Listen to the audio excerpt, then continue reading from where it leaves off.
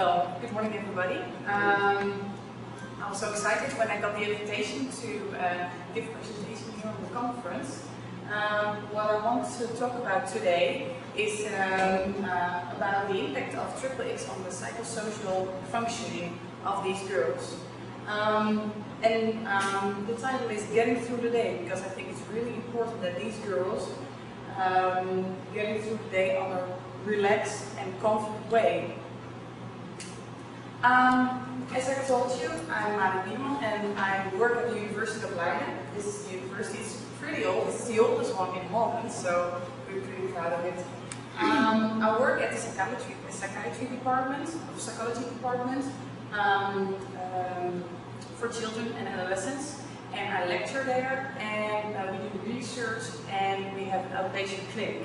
So our special interest is in the sex chromosome syndromes. We do a lot of research at Untitled syndrome, but not yet much for XXX. But once in a while, we see some girls with XXX, so that's why I want to share with you the experiences that we have with these girls. So that's what I'm going to talk to you. Okay, the program for today is, first I want to do a case report of Sarah, from all the experience we have with the girls. I fantasized one, and I called her Sarah. And during my presentation, I constantly go back to Sarah to explain to you what we did and what the result was. I want to talk to you about psychosocial functioning, what we know already at XXX, and the psychological treatment that we did. And the psychological treatment, as you know, is mostly practice-based, so it's not evidence-based for XXX girls. Who is Sarah? Sarah is a 12-year-old girl. She knows since birth that during pregnancy that she has XXX. She grows up in a family with a mother, a father, and an older sister of 14 years old, and she goes to a regular school. The problems that are described by parents are learning problems, especially the reading. She finds that pretty difficult. She needs a lot of time to do her homework, so when she comes home and she has to do some homework, it takes her a lot of time. But also at school, she's much slower. So if she got a project, everybody in the classroom is already finished, and she has to finish it. Her grades are declining every year, so that's a real, how do you call that? Parents find it real problematic because they are afraid that it declines further and further. She wants to have more friends, but she finds it real difficult to make new friends. She also being picked at school by what she called her friends. So that's pretty confusing for her, but because she calls them her friends, but at the same time, once in a while, they pick at her. She's quite shy in social situations, as well in school as at home or during social events, and her language skills are below average, known from a young age. And even now, she still finds it difficult to verbalize her thoughts. This is what we often hear from parents with girls with XXX. I don't know if you recognize these problems or... Absolutely. Yeah? We have the older kids. They have the older kids, we have the younger kids. Sorry? You've got the younger kids, yeah. And you've got the older kids. Right. Do you recognize it from earlier? I have a 12-year-old in 7th grade. Yes. Yeah. Okay, so that's her. It's Sarah. Yeah, okay. Good to know, because I was curious if you got the same experiences being influenced. Now, this has always been my big question, is when you talk to Sarah's parents, do you find that she's been socially awkward from pre-K, like as a younger child too, or is it something that you tend to see develops later on? Like we have a 9-month-old and a 13-month-old. Yes. They seem to not have any social interaction problems and that stuff. No. So it's, I think we come to that later, but I think during development, children grow older, and social interaction is getting more and more important to do, and you have to do that on a higher level. You have to initiate the interaction, because when you're young, everybody's come to you. You just have to smile and say hi. But to make friends, it's completely different. So I think that's why it looks like it's getting worse. But I think it's just a development that for them it's difficult to. The social requirements are getting harder, yes. so it's getting more challenging. Exactly. Okay. Well, I don't have to tell you this, but of course we know different things about the physical aspects, like the longer posture. What do you mean by longer posture? Yeah, taller, sorry. Yeah, it's Dutch, I think. Taller until the age of 12, higher risk for scoliosis and a higher risk for infertility. General problems are the learning problems. They are described in many studies already. Delayed psychomotor development and delayed language development. That is what we know. What is psychomotor? It's, for instance, like writing the motor. The small motor skills. Yeah, the small motor skills. Okay, but what I wanted to talk to you about today is how can we let these young girls get through the day in a nice way? And we have to know what are the challenges during the day. Like for instance, when you wake up, you have to know what you're doing today. You have to know which activities you have to do. You have to know how to plan all these activities. What am I going to do first? What am I going to do afterwards? Do I have a social appointment? Do I feel like it that I want to have this social appointment? Am I looking forward to it? Or is it stressing for me to go there? What kind of challenges do I have today?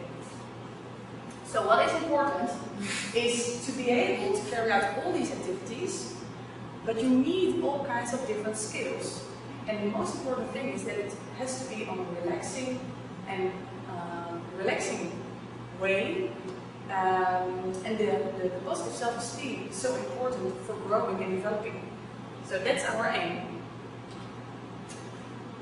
But what do we know already about the psychosocial functioning in girls and women with XXX? Well, what we know, the strength of these girls are, well, the average intellectual functioning globally. Sometimes it's below average, but that's so the average intellectual intelligence. The visual information processing, they are significantly better at processing information that is visual in comparison with the verbal information. And that's, of course, then the difficulty, the verbal problems. They have more problems in giving words to the ideas that they have and say to other people what they want, how they feel, and explain themselves to others.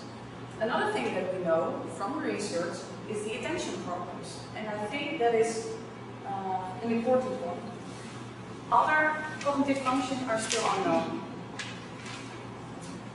I want to explain to you what attention problems is, so you have an idea how it's more difficult for them to get through the day.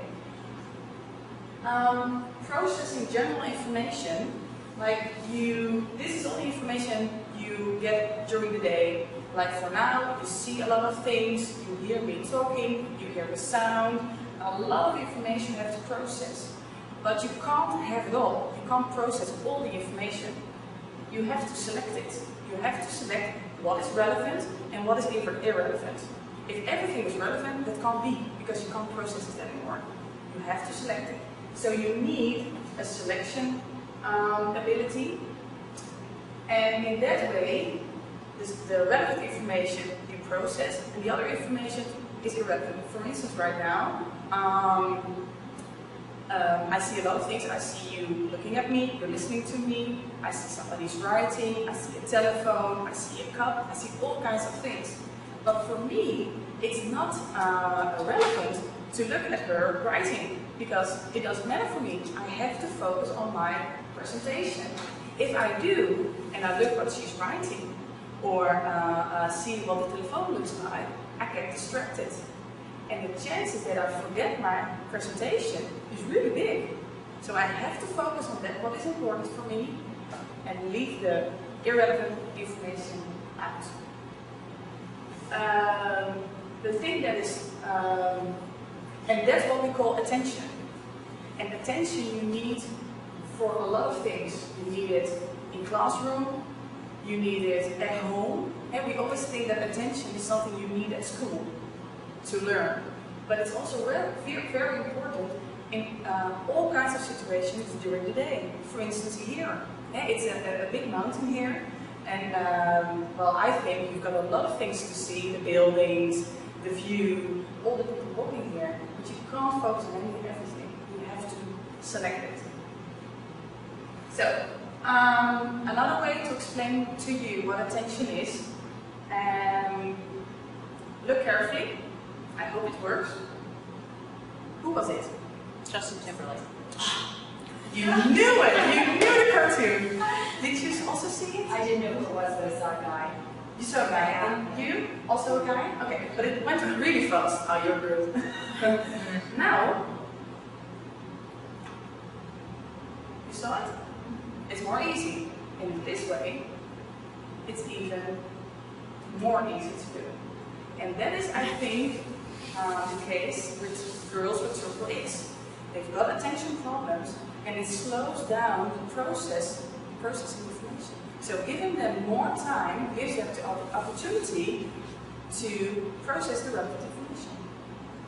Okay, back to Sarah. Sarah came to us at our outpatient clinic, and we did an assessment with her. And you call that so? Assessment with her or at her? With her. Yeah, with her. Okay. Yeah, with her. Or of her. Yes. Okay. Now, what do we know from the assessment? Her intellectual functioning is average. The processing of visual spatial information is a strength. The attention for simple information she can do quite well. And she has a good memory for visual information. So when she sees something, it's more easy for her to memorize it than when somebody talks to her and she has to memorize it. What is difficult for her? Verbal language.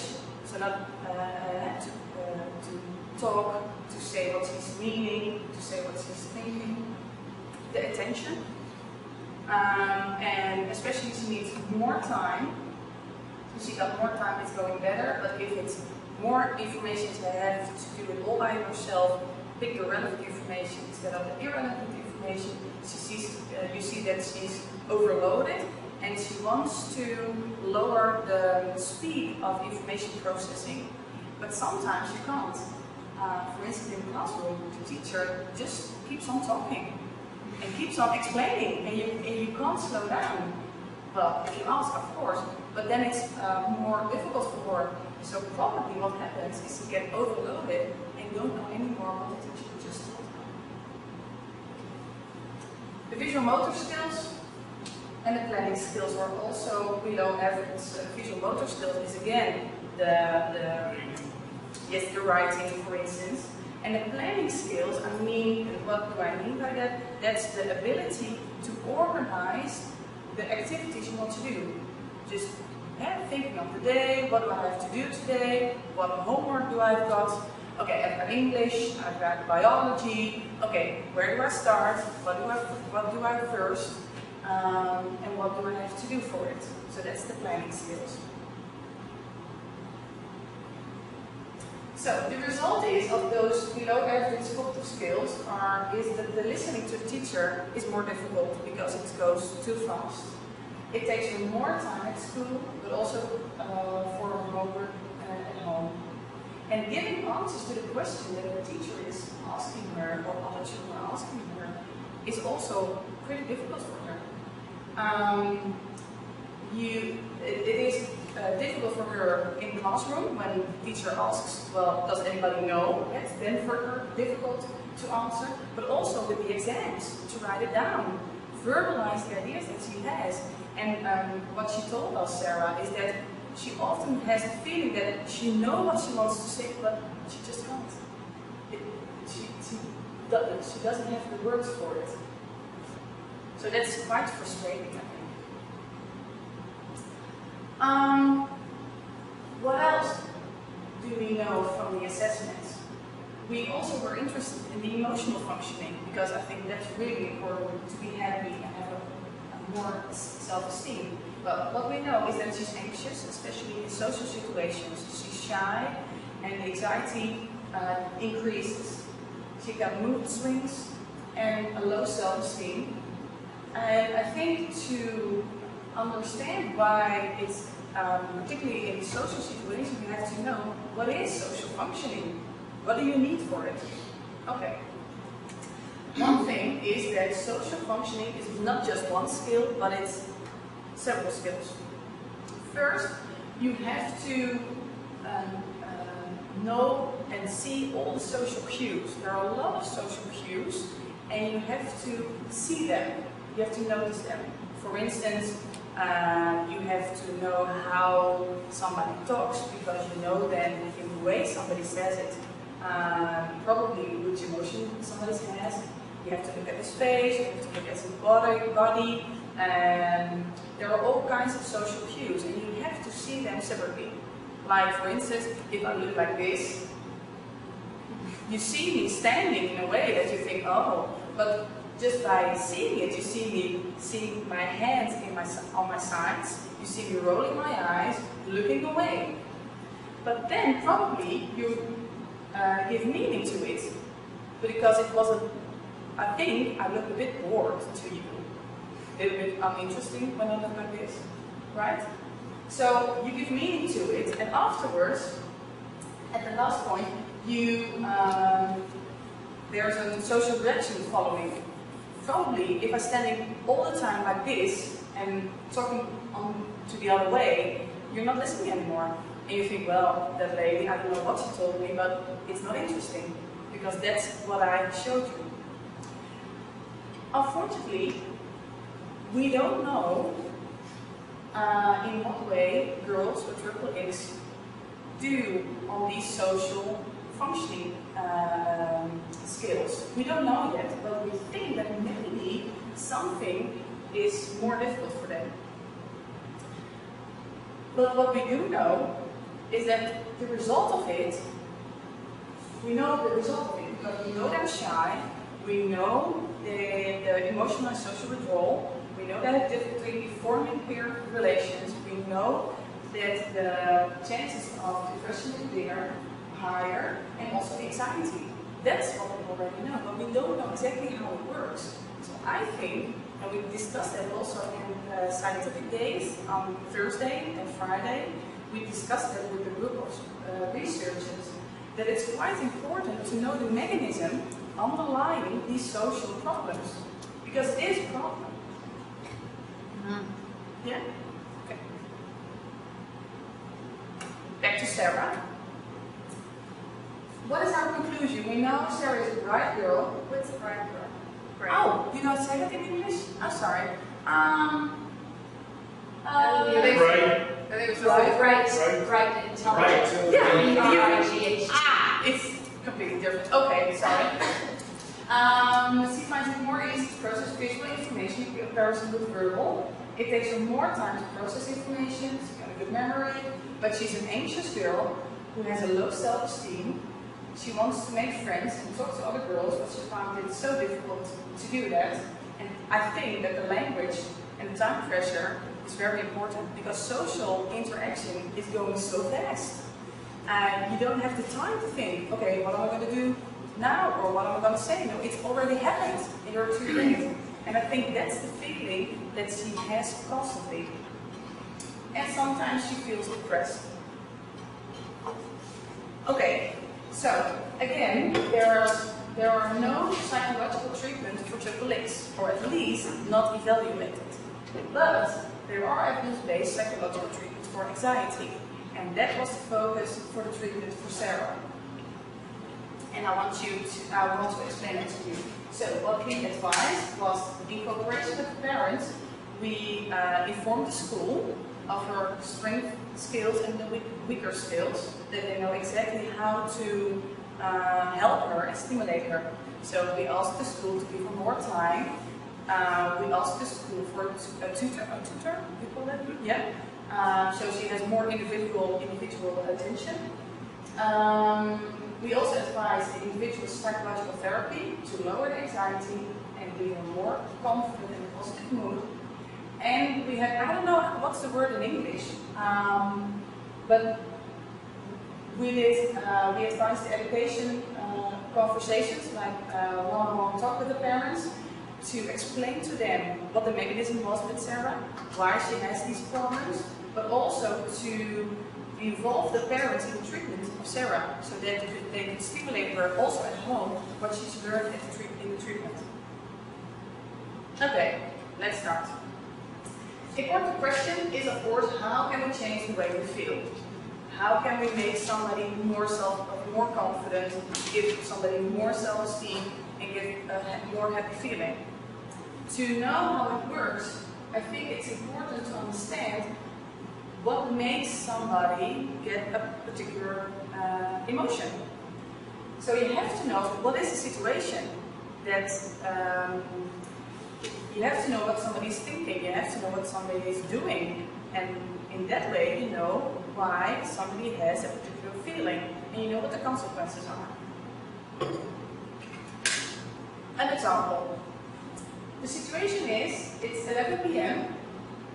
and tomorrow I have a presentation at school about a book I've read. Normal project, I think, for girls of that age to do at school. If I think, oh, everybody's looking at me tomorrow when I'm talking about my book, and what if I don't know what to say? And everybody will probably think I'm stupid. Everybody. Probably I can't sleep that night. The thought rushes, I don't know if that's the right English, but rushes through my mind, and my heart's beating really fast. I'm really worrying. Probably I feel tense and anxious and a bit stressed. And the consequence is that I feel sick, I'm insecure, I have a low self-esteem because I don't know what to do about it, but I'm so stressed. How can we change the way we feel? By just saying, I don't want to be stressed. I don't know if it worked with you, but for me it never worked. When I'm a bit nervous or something and tell myself, okay, I'm not going to be nervous anymore, it doesn't work. So change the emotion by just changing it. You can't. But what you can do is change the way you think and change the things you do. That's the way to change the emotion. Okay, again, it's 11 p.m. Tomorrow I have a presentation at school about a book I've read. I prepared myself in the best way I can, and I can't change it. That's what I'm thinking. This is it.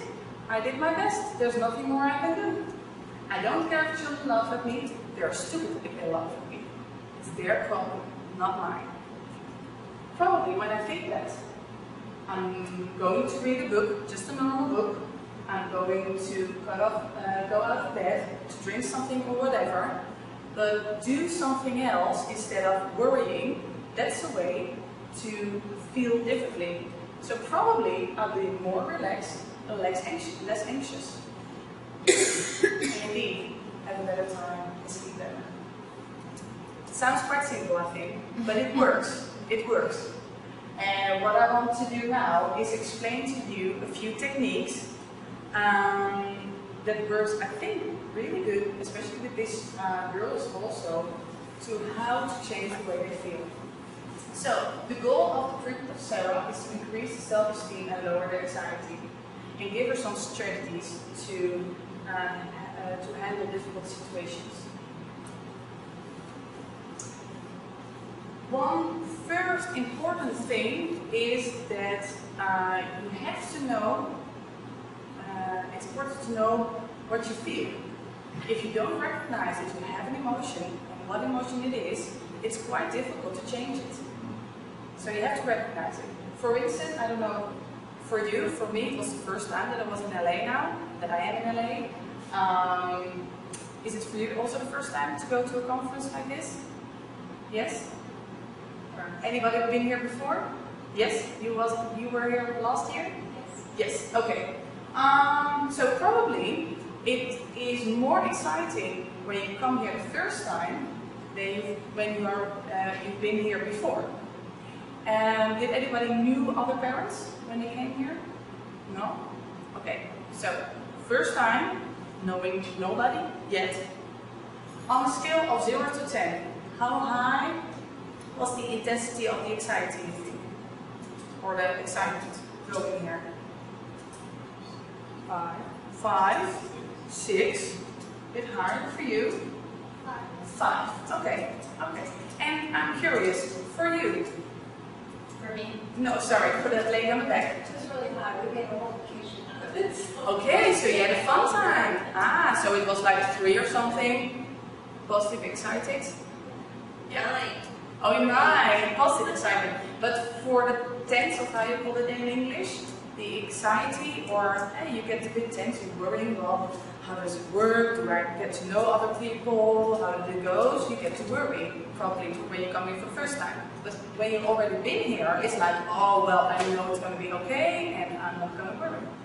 So for knowing what you feel, you have to recognize it, what the emotion is, but it's also quite important to know the intensity of it. Because if it gets too high, you don't know, you can't think anymore, and you don't know what to do anymore. You know what I mean? If you get so stressed, sometimes you get a blackout or something, you just can't think anymore. And that's the level that we want to, how do you call it? Avoid, exactly. We want to avoid that. And I think with girls with triple X, the level increases quite suddenly, quite acute. So suddenly the emotion is there and they can't regulate it. So I think it's important that they know sooner what they're feeling to change the way they feel. So, for instance, also with Sarah, it is important to know, if you want to know what you're feeling, you have to know what happens in your body. Where are all these emotions in your body? How does it feel? Can you describe it? So with Sarah, and I think for most girls with triple X, it's a good way is to visualize it. Just let her draw a person or herself and ask her, okay, if you feel happy, where do you feel it? Do you feel it in your head or in your stomach? Or do you feel it in your hands or in your legs? So for instance, for Sarah, I asked her, okay, if you feel anxious, where do you feel that? And she said, I feel it in the stomach. It looks like it's going round and round and round. I get sick, I feel sick. And for the sadness, she said, I feel it in my head because it goes so fast in my head. It's chaos. I just worry, worry, worry. I feel more depressed. So she could pronounce it really good. And I also asked her, for instance, how does it feel when you get shy? And she said, my knees is going, moving, or how do you call it? Sorry? Shaking. Shaking, exactly. And I thought it was so good of her that she could say that and explain it to me. Yeah. So by focusing on how you feel and focus on your body, you get to notice earlier what the emotion will be. And she could describe it really good. Okay. Again, which techniques can we do? Because these are techniques from the cognitive behavioral therapy, and we know these techniques work, so that's the reason why I did those with Sarah. And I told her, I explained to her this one, the relation between the emotion, the thinking, and the behavior. Because I think those three are so connected. If you want to influence them, you have to focus on the thinking or the behavior. So we call it the mental circle. So that's important. So every time we want to understand what kind of emotions she has, we filled in this model and focused on the mental circle. What were you feeling? What were your thoughts? What did you do? Okay. One thing you can do when you feel more stressed or more anxious is the breathing exercise. I don't know if it's something you already know, but the breathing exercise is a really basic, simple way to reduce the stress and reduce the anxiety. And for her, it worked really good. So what we did is she had to sit firmly in her chair. Put her legs, maybe you can do it also. Just put your legs, your feet flat on the ground, sit straight, exactly, and put your hands on your lap. And if you want to be sure, put them against your stomach and just breathe and feel the breathing of yourself. And most of the times when children are stressed, but also adults, you breathe high, like really fast. But you have to focus that you breathe deeply through your stomach. And I want you to do that 3 times by pushing, by breathing in, pushing your hands away. Can you do that for me? Just push them away. And when you breathe out, you notice that the air is going out and the stomach is getting more flat. Another way to practice it is that I said to her, intense your muscles. Can you do it for me? Intense your muscles. And on my command, breathe really deeply in and out. You can't tense your muscles anymore if you breathe really good in and out. So that was the way for her to experience, okay, when I'm really tense, I don't know anymore what to do, I can breathe in and out, and it helps me to relax in a physical way. Because by saying I don't want to be shy, that doesn't help, but by breathing, you force yourself, you force your body to relax. It works really good with her. Other things, of course, are relaxing exercise or doing things that relax you. So with Sarah, we made a list of things she could do to feel more relaxed. And for me, for instance, I love being at the beach, so it was nice to see the beach in LA, and especially the sounds of the water going up and down, and the sand between your toes, and the smell of the water. I found it so nice. But imagining being there on the beach gives me already a very nice feeling. So with Sarah, we did the same thing because she could visualize really good. So I asked her, okay, visualize a perfect spot for you, where you have a happy feeling, you know that you feel relaxed, and focus on all the things you hear, you feel, you smell, you see. But also made a list. In that list, we also wrote some things that she could do. For instance, some people like to walk. Some people have a dog and love to walk the dog, or do sports, or do other things. So I think by doing every time, every day, something that will relax you, in that way you force yourself to have at least one moment that you are relaxed and happy. Another thing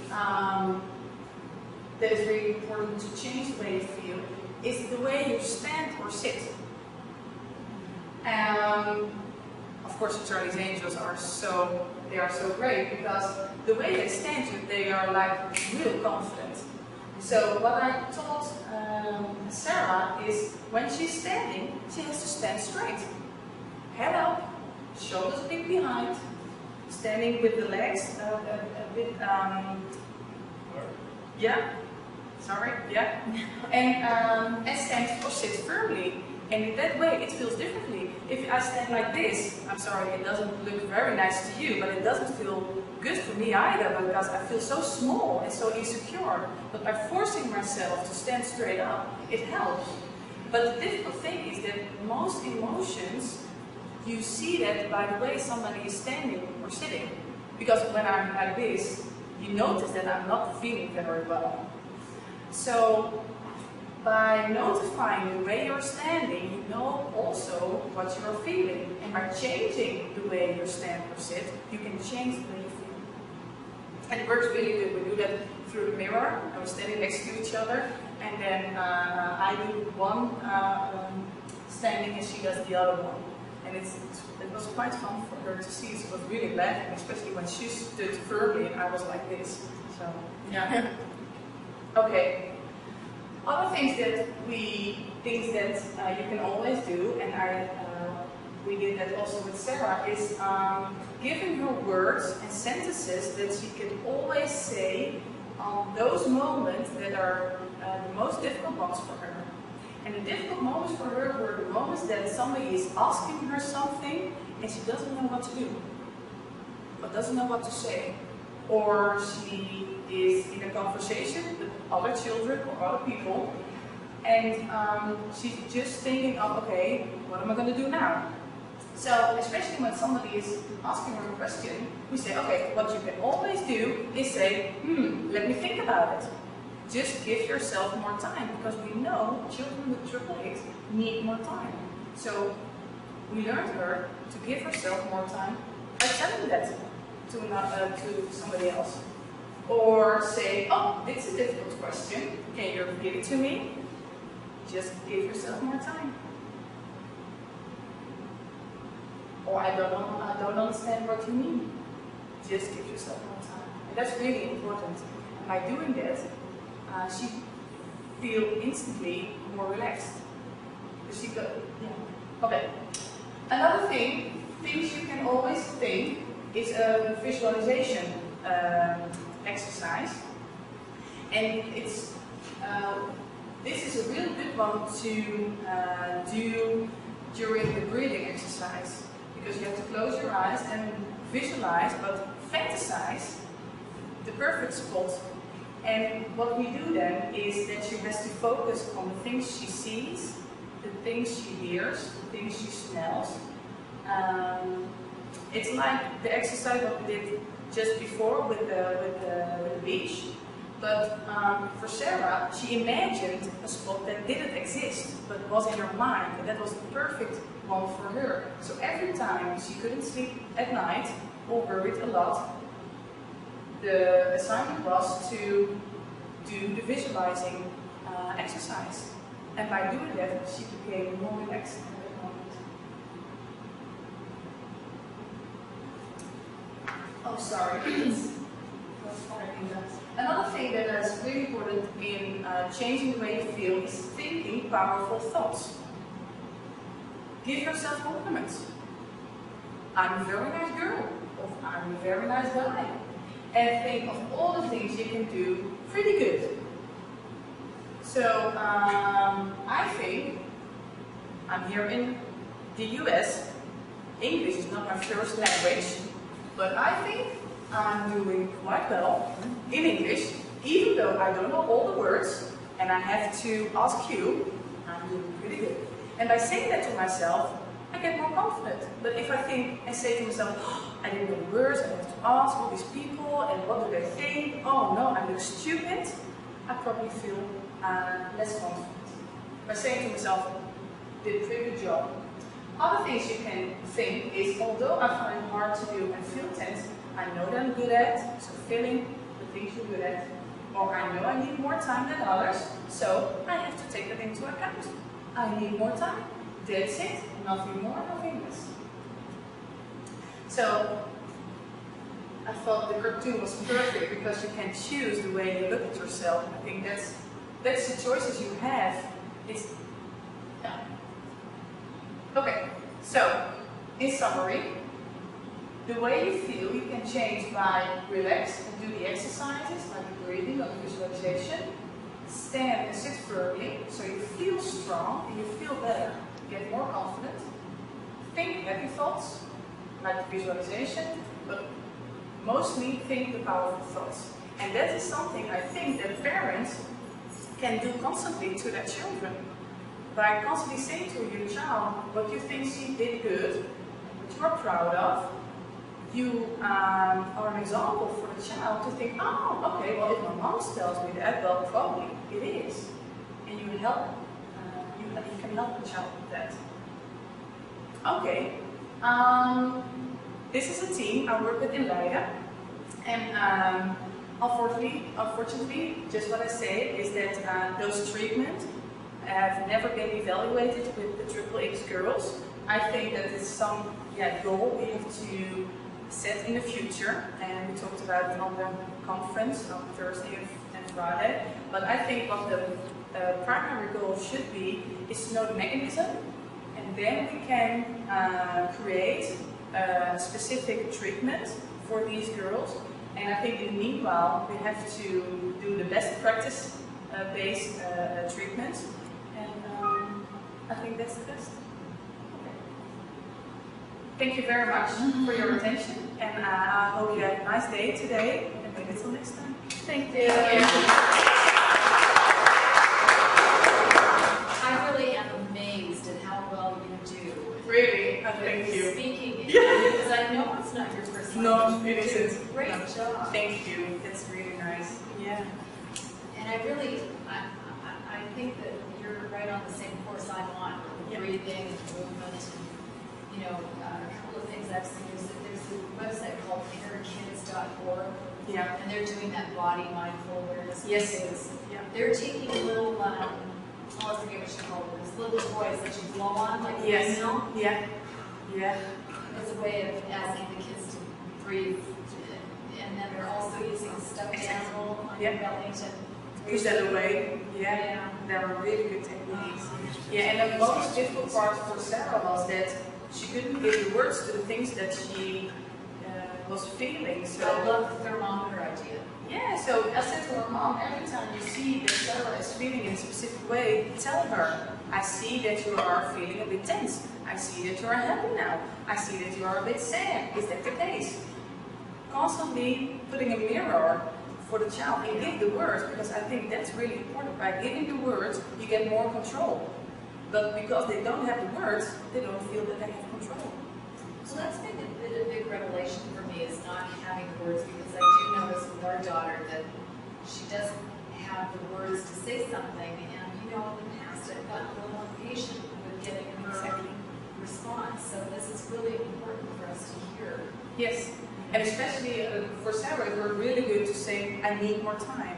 And we practice it during therapy, of course, because when I went too fast, she said, oh, Marit, you go too fast. I need more time. So that was the practice. And I told her mom, okay, most parents, I think you too, are so, you know exactly what your child needs.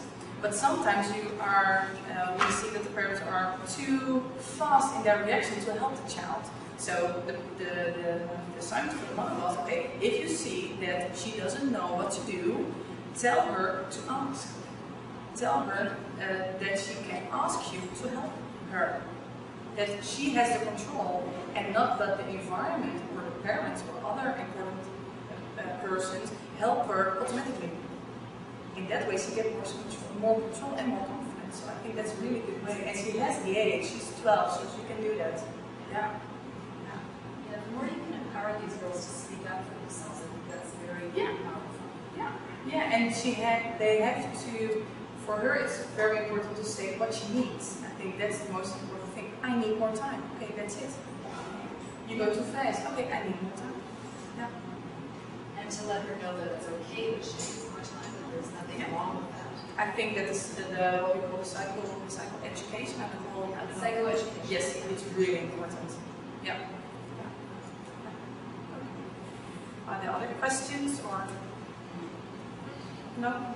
Okay. Thank you very much. Thank you. Bye. You know, Mary,